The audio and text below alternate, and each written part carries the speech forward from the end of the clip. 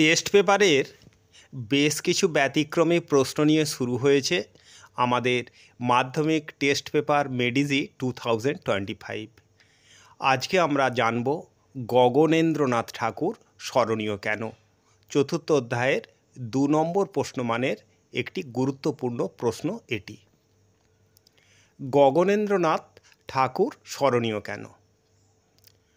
গগনেন্দ্রনাথ ঠাকুর স্মরণীয় কারণ এক, গগনেন্দ্রনাথ ঠাকুর তার কার্টুন বা ব্যঙ্গচিত্রের মাধ্যমে ব্রিটিশ সাম্রাজ্যবাদের নির্মম শোষণ, অকথ্য অত্যাচার ও নিপীড়নের বিষয়টিকে সর্বসাধারণের সামনে তুলে ধরেন, যেমন প্রচণ্ড মমতা ব্যঙ্গচিত্র।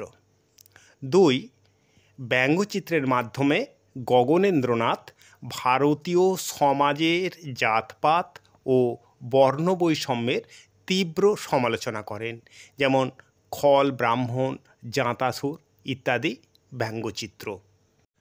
3, ভারতীয়দের পরানুকরণতার পাশাপাশি নব্য বাঙালি বাবু সম্প্রদায়ের উচ্ছৃঙ্খল জীবনযাত্রার নিন্দা করেন তার ব্যঙ্গচিত্রের মাধ্যমে, যেমন স্বদেশীবাবুর হালচাল, পেয়ারে মিলন ইত্যাদি ব্যঙ্গচিত্র। সর্বোপরি আধুনিক জাতীয়তাবাদী বাংলা ব্যঙ্গচিত্রের জনক গগনেন্দ্রনাথ ঠাকুর তাঁর ব্যঙ্গচিত্রের মাধ্যমে ভারতের যুব সমাজকে তথা ভারতবাসীকে জাতীয়তাবোধে উজ্জীবিত করে তোলেন। এই সব কারণের জন্যই গগনেন্দ্রনাথ ঠাকুর বিশেষ স্মরণীয়।